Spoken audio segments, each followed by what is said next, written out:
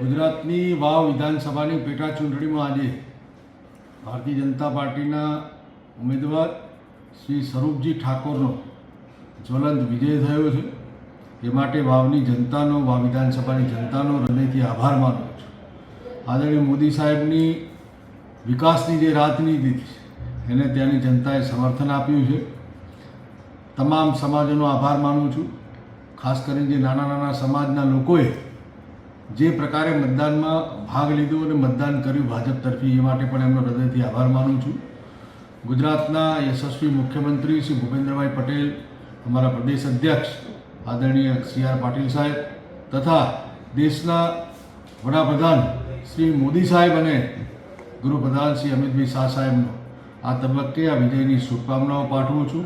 અને બનાસકાંઠા જિલ્લાના તથા ત્યાં કામ કરેલા સર્વ કાર્યકર્તાઓનો પણ હૃદયથી આભાર માનું